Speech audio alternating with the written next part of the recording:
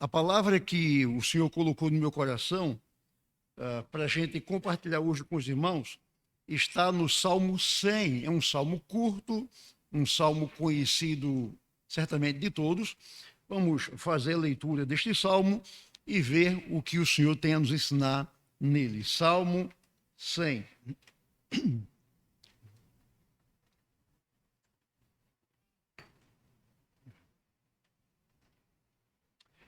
Ouçam o que diz a palavra do Senhor. Salmo de ação de graças. Celebrai com júbilo ao Senhor todas as terras. Servi ao Senhor com alegria. Apresentai-vos diante dele com cântico.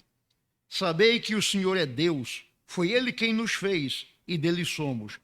Somos o seu povo e rebanho do seu pastoreio. Entrai por suas portas com ações de graças e nos seus átrios com hinos de louvor. Rendei-lhe graças e bendizei-lhe o nome, porque o Senhor é bom, a sua misericórdia dura para sempre, e de geração em geração a sua fidelidade. Vamos orar. Ó Senhor, Senhor nosso, louvamos o teu nome porque o Senhor é bom. Louvamos o teu nome porque a tua misericórdia dura de geração em geração e a tua fidelidade para sempre. Ó Deus, ilumina agora o nosso entendimento para compreendermos a tua palavra e abre o nosso coração para nele guardarmos, Senhor, a tua palavra. Abençoa-nos por tua graça. É o que te pedimos, ó Deus, em nome de Jesus. Amém. Bom, irmãos, os salmos 93, 95, 96, 97, 98 e 99 são conhecidos como salmos de intronização. São salmos que exaltam a Deus como rei. Se você lê esses salmos, 93, aí você pula para o 95 e vai até o Salmo 99. Você vai perceber que todos eles falam que o Senhor é rei e que ele reina e que por conta disso ele é digno da nossa adoração.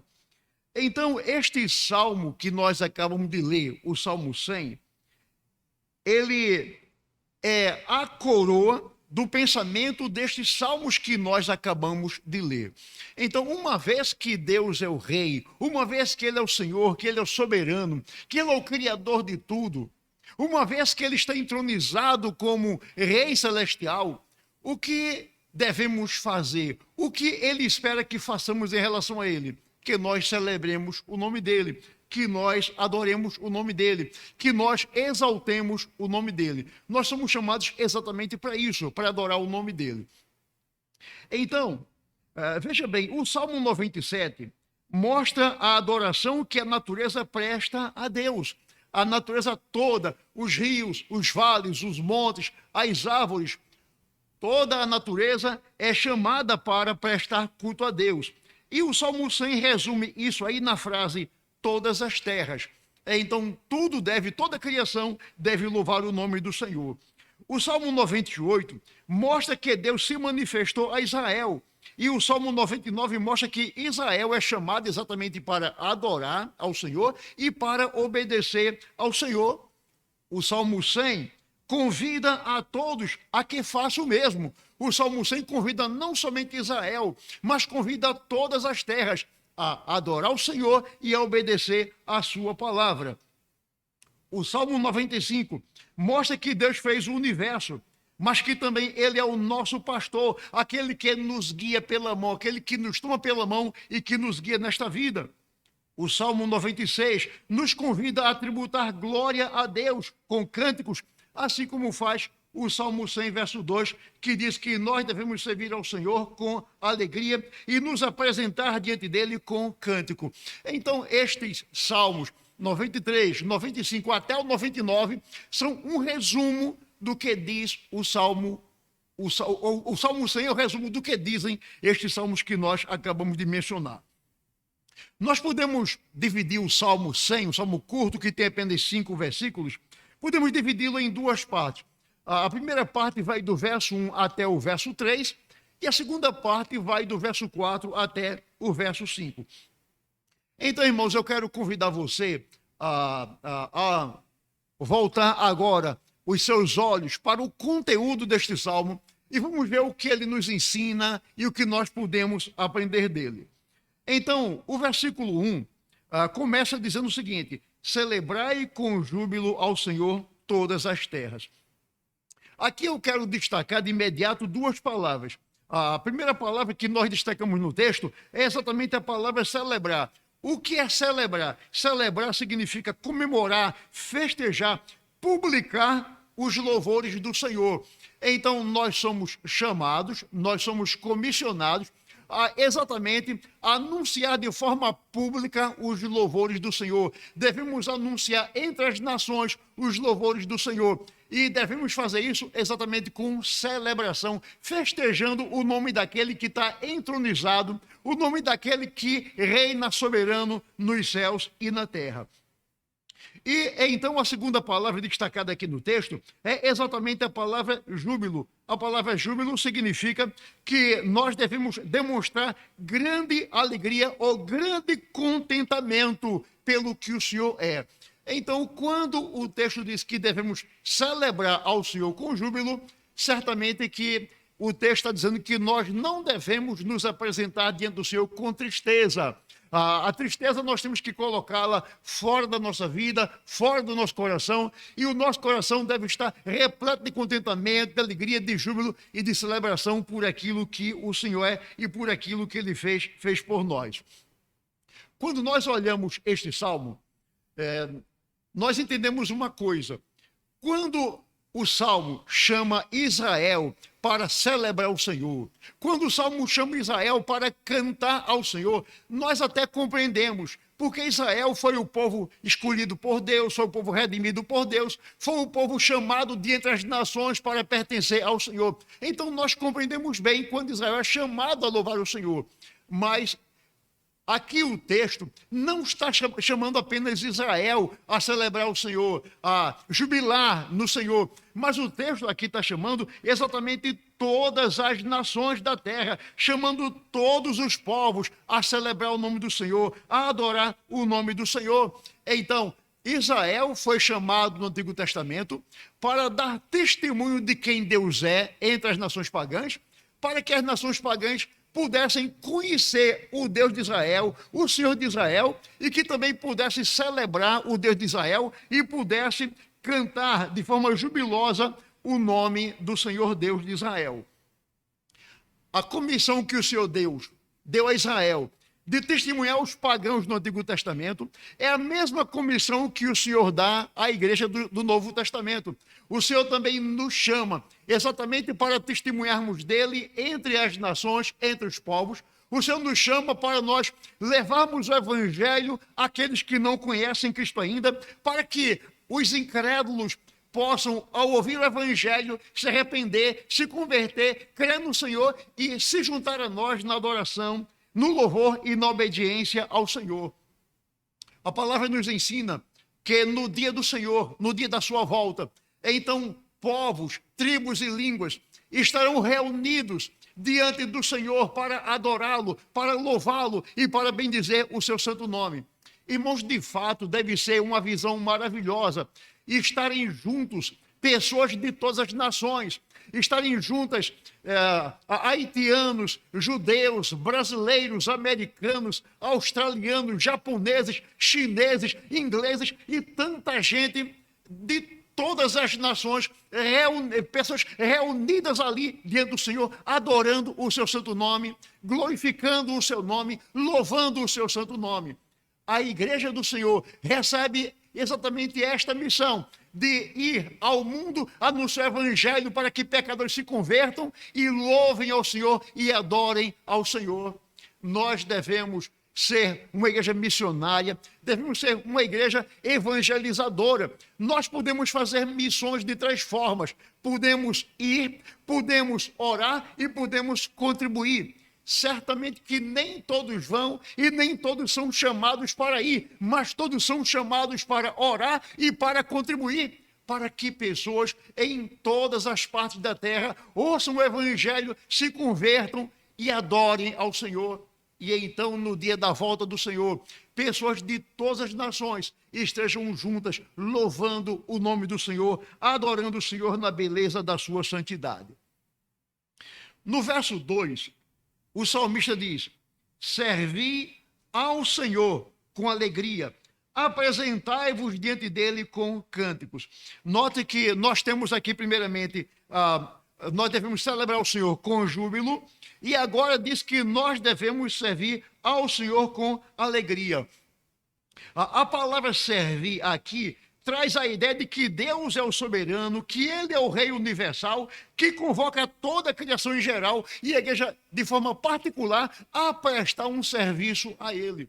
Da mesma forma que os súditos terrenos prestam um serviço à sua majestade, prestam um serviço ao seu rei, da mesma forma como empregados prestam serviço aos seus patrões. Então o Senhor Deus, como o Rei do universo, chama os seus súditos, chama a sua igreja para que preste a Ele um serviço de adoração, serviço de louvor, um serviço que traga alegria ao coração do Senhor.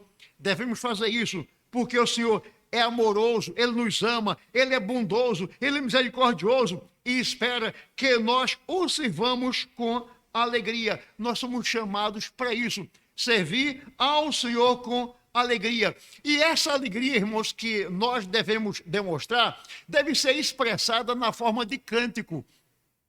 Tiago diz em um dos seus capítulos que aquele que está alegre, cante. Então note que Tiago, juntamente com o salmista, relaciona a alegria a cantar. Aqui o texto diz que devemos servir ao Senhor com alegria e diz que isso tem que ser feito com cântico. E Tiago diz a mesma coisa: aquele que está alegre, cante.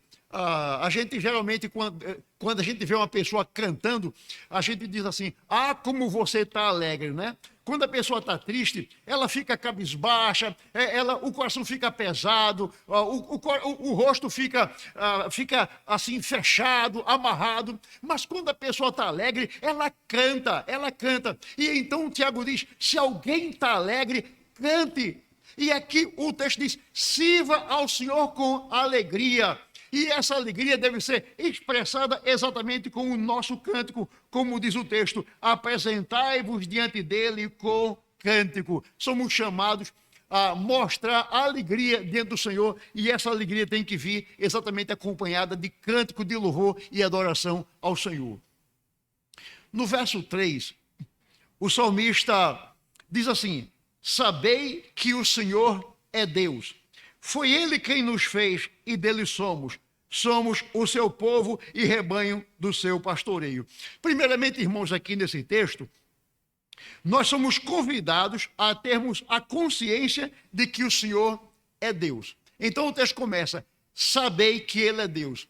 A palavra sabei aqui, ela traz a ideia de reconhecer, temos que reconhecer que o Senhor é Deus.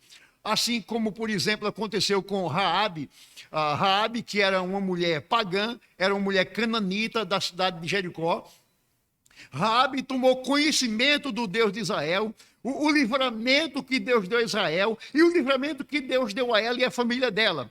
Por conta de reconhecer que o Deus de Israel era o Senhor, foi que Raabe disse as seguintes palavras: o Senhor vosso Deus é Deus em cima nos céus e embaixo na terra. Então Raabe diz: Javé Elohim, o Senhor é Deus, Ele é Deus lá em cima e aqui embaixo. Interessante que é um episódio na Bíblia em que o inimigo de Israel disse: olha, nós devemos atacar Israel pelos vales, porque o Deus de Israel é um Deus dos montes, Ele está lá em cima. Então, se nós atacarmos Israel por cima dos montes, o Deus dele estará lá, e então nós seremos derrotados. Vamos pelo vale. Só que eles não sabiam que o Deus de Israel também era Deus dos vales, e não apenas dos montes. Deus, Ele é de longe e é também de perto e é também de longe. Ele é de cima e Ele é de baixo. É o que Raabe está confessando aqui: Javé Elohim, Ele é Deus lá em cima dos montes, e também Ele é Deus aqui embaixo, nos vales. A mesma coisa aconteceu nos dias do profeta Elias. quando Elias esteve no Monte Carmelo, diante dos profetas de Baal. E então, quando Elias orou e caiu o fogo do céu, qual foi a confissão do povo? A confissão do povo foi a mesma confissão de Raabe. Javé Elohim, Javé Elohim, o Senhor é Deus, o Senhor é Deus. Então, é o que o Salmo 100 está dizendo. Sabei que Javé Elohim, sabei que Javé é Deus, sabei que o Senhor é Deus. E mais do que isso, irmãos, quando o texto diz, sabei que o Senhor é Deus, a ideia aqui também é de conhecimento. Nós temos que ter conhecimento que o Senhor é Deus. Esse conhecimento aqui não é um mero conhecimento, não é um conhecimento mental, não é um conhecimento intelectual, mas é um conhecimento de intimidade, assim como há conhecimento íntimo entre o marido e a mulher, entre os pais e os filhos, entre dois amigos. Então, da mesma forma, nós devemos conhecer a Deus na intimidade do nosso quarto, através da oração, da leitura e da meditação da palavra do Senhor. Aquele que tem intimidade com Deus não teme as setas noturnas. Aquele que tem intimidade com Deus não teme o vale da sombra da morte. Aquele que tem intimidade com Deus não tem medo de nada, porque sabe que o Senhor, Deus grande e poderoso, está com ele. O Senhor nunca o abandona, nunca o deixa. Mas somente aqueles que conhecem a Deus na intimidade podem dizer isso. Eu me lembro de uma ilustração de um erudito, subiu a um palco e declamou o Salmo 23 de forma maravilhosa. Ao término da declamação, o auditório todo de pé aplaudia aquele erudito. Depois que ele sentou-se, subiu ao palco um senhor idoso, quase sem poder andar, arrastando as pernas. E aquele idoso declamou também o Salmo 23. E ao final de sua declamação, o auditório todo estava chorando. E o erudito perguntou assim a alguém: por que quando eu declamei o Salmo 23, todos me aplaudiram?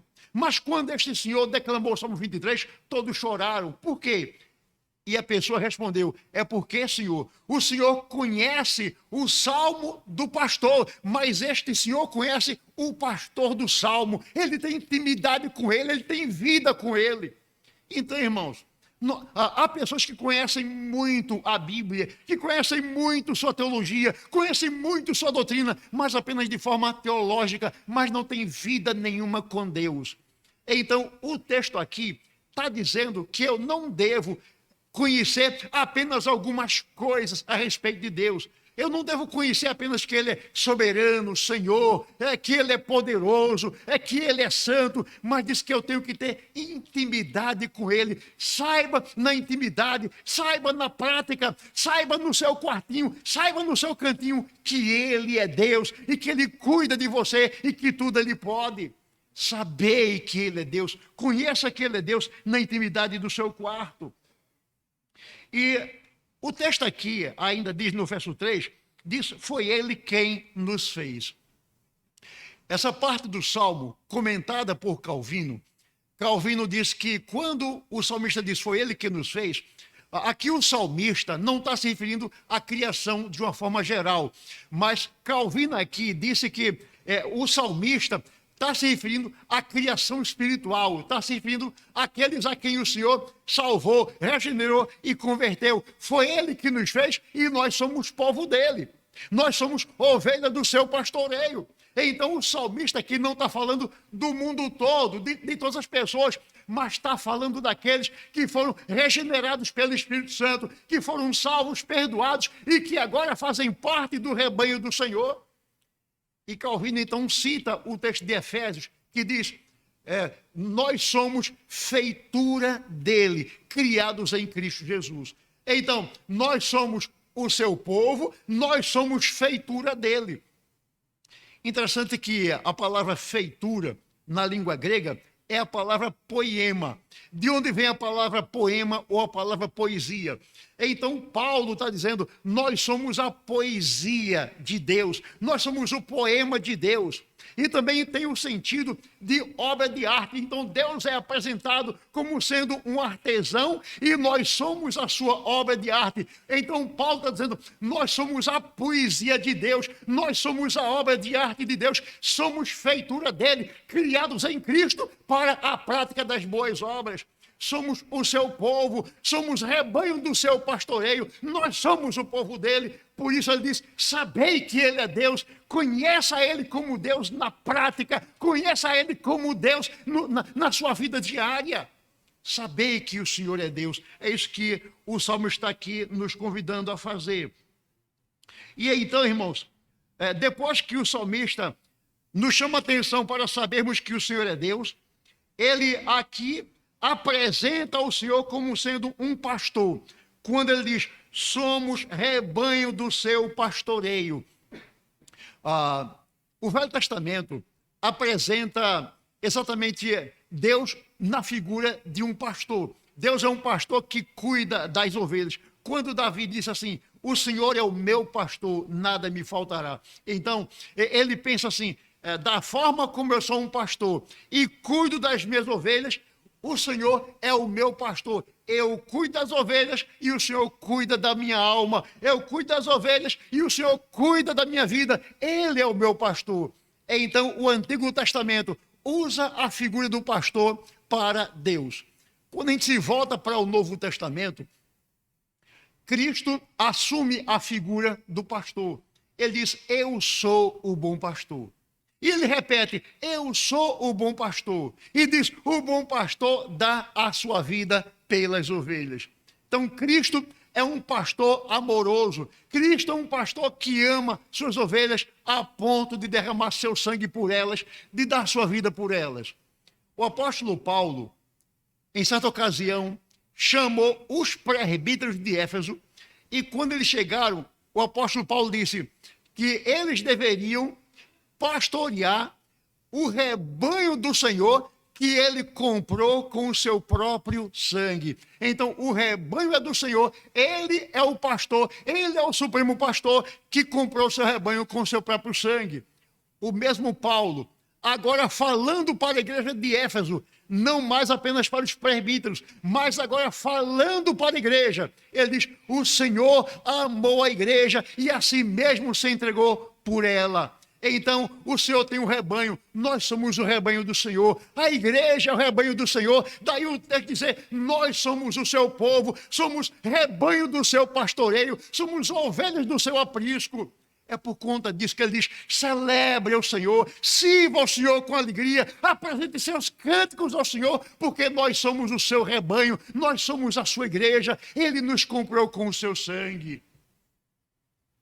Nós somos o povo do Senhor, dele nós somos, ele nos fez, e por isso que nós devemos exaltá-lo, por isso que nós devemos glorificá-lo. E uma vez, irmãos, que o Senhor é o nosso pastor, que ele deu a vida por nós para que nós não morrêssemos, ele deu a vida por nós para que nós vivêssemos. O que é que ele espera de nós? Ele espera que nós conheçamos a sua voz e que nós o sigamos em obediência e em adoração. É isso que o bom pastor pede de nós. Ouça a minha voz, siga a minha voz, me obedeça, me obedeça. Em certa ocasião, Cristo falou, aquele que tem os meus mandamentos e os guarda, esse é o que me ama. Então, se nós amamos o nosso pastor, devemos mostrar isso através da obediência aos seus mandamentos. Nós não podemos dizer que amamos ao nosso pastor, o Senhor Jesus, se nós não guardamos os seus mandamentos. Então ele pede, já que eu sou seu pastor e você é minha ovelha, então olhe os meus mandamentos, observem os meus mandamentos. O pastor Augusto Nicodemos, em certa ocasião, pregando sobre os mandamentos do Senhor, sobre a lei do Senhor, diz o seguinte, é que nós não somos salvos por guardar a lei, não somos salvos por observar a lei, somos salvos pela graça do Senhor. E então um crente chega diante do Senhor Jesus e diz, Senhor Jesus, o Senhor morreu por mim, O Senhor obedeceu a lei por mim, o Senhor cumpriu toda a lei por mim. Portanto, Senhor, o que é que eu posso fazer para ser grato ao Senhor? E o Senhor responde: viva de acordo com a minha lei. Você não é salvo por guardar a lei, mas porque você é salvo, ande de acordo com a lei. Não tenha outros deuses diante de mim. Não faça mais de escultura, nem se ajoelhe diante delas. Honre o meu nome, guarde o meu santo dia, honre seu pai e sua mãe. Não furte, não adultere, não mate, não diga falso testemunho, não cobice nada que é do seu próximo. Viva de acordo com minha lei e então você viverá uma vida grata a mim. Uma vez que o Senhor é o nosso pastor e Ele nos deu os seus mandamentos, Ele diz que nós devemos seguir seus mandamentos com alegria e em obediência. O verso 4 diz o seguinte: entrai por suas portas com ações de graças, e nos seus atos com hinos de louvor, rendei-lhe graças e bendizei-lhe o nome. Nós começamos aqui o texto com a expressão entrai por suas portas com ações de graças. Irmãos, certamente que essa parte do Salmo aponta para a procissão de adoradores judeus quando chegavam diante do templo em Jerusalém. Havia uma ordem do Senhor para que 3 vezes ao ano o povo judeu se encontrasse em Jerusalém. Então o povo que estava em todas as partes de Israel deveria 3 vezes no ano ir para Jerusalém. Na festa da Páscoa, na festa dos tabernáculos e na festa do Pentecostes. Então a Páscoa era por volta dos meses de março e abril. Os tabernáculos, se não me falha a memória, era entre maio e junho, e o Pentecostes era entre setembro e outubro, ou era o Pentecoste maio e junho, e tabernáculos setembro e outubro, uma coisa assim. Mas 3 vezes no ano, o povo de Israel deveria sair em procissão até Jerusalém, para lá dentro do templo oferecer seu culto, louvor e suas ofertas ao Senhor.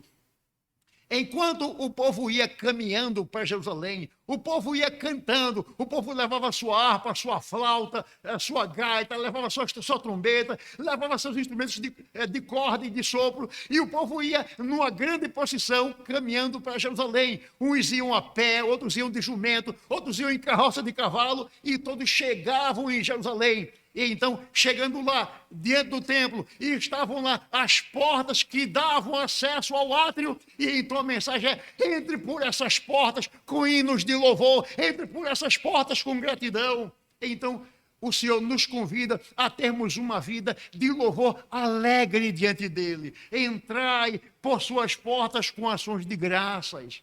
Então nós somos chamados a vir à igreja com ações de graças, somos chamados a vir à igreja com louvor e adoração ao nome do Senhor.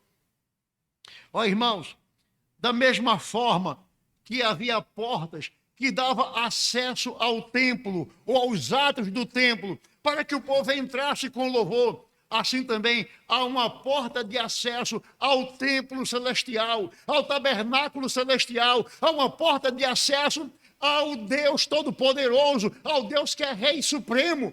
E essa porta é Jesus. Ele próprio disse: eu sou a porta.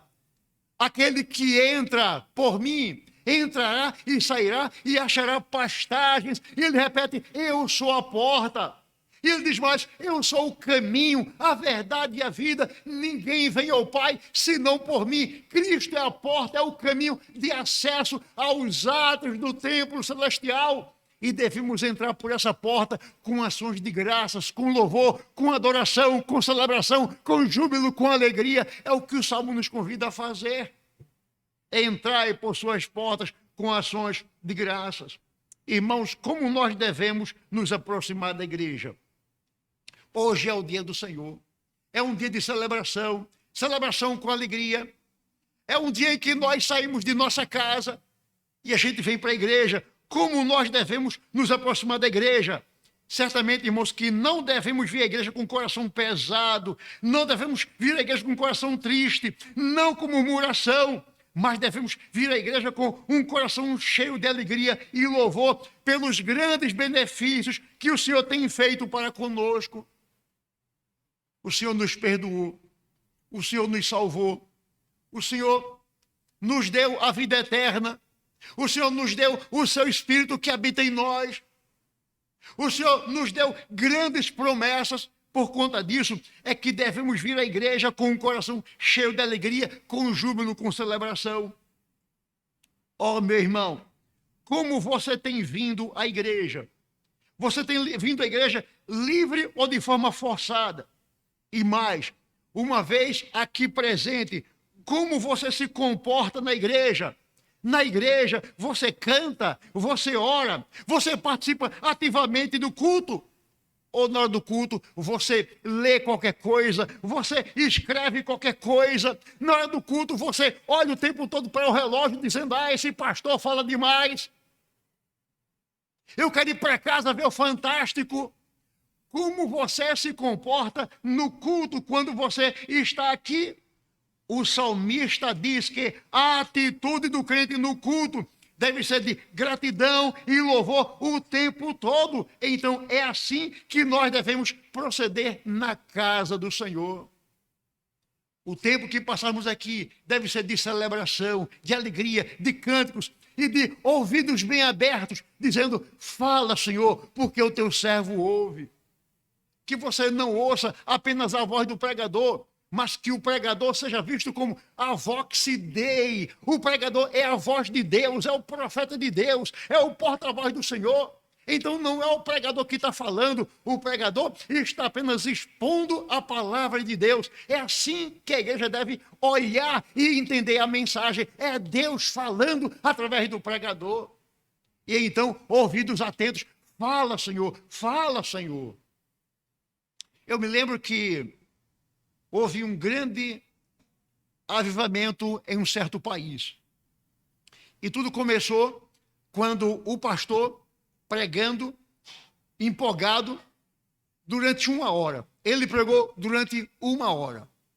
E quando ele disse amém, a igreja toda, numa só voz, gritou, não pare, pastor, não pare, continue pregando, porque nós queremos ouvir a voz de Deus. E o pastor pregou mais 1h30, e Deus fez uma grande obra naquele dia. Irmãos, nós devemos ter os nossos ouvidos abertos e atentos para ouvir aquilo que Deus está falando através do pregador. Então, o pregador é o porta-voz do Senhor. É assim que a igreja tem que entender. O apóstolo Paulo, escrevendo aos Tessalonicenses, elogiou aqueles irmãos porque eles entenderam que aquilo que Paulo pregava não eram palavras de Paulo, mas palavras de Deus. Vocês receberam nossas palavras não como palavras de homens, e sim como palavra de Deus. E, na verdade, aquilo que nós ensinamos é a palavra de Deus, disse Paulo. Portanto, irmãos, o pregador não está aqui emitindo sua opinião. Ele não está aqui falando de política ou de outra coisa qualquer. O pastor está aqui expondo, explicando a palavra de Deus ao nosso coração, para a nossa edificação, para o nosso crescimento espiritual. Então, vem à igreja com o coração disposto a ouvir a palavra do Senhor.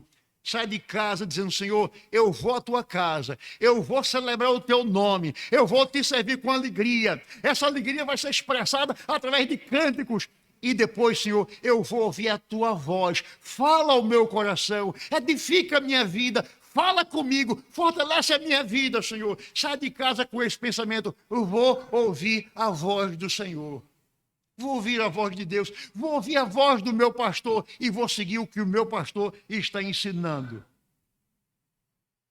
O verso 5 diz o seguinte: porque o Senhor é bom, a sua misericórdia dura para sempre, e de geração em geração a sua fidelidade. Nesse verso, o salmista aqui fala do caráter de Deus. O que Deus é? Ele é bom. O que Deus é? Ele é misericordioso. o que Deus é? Ele é fiel.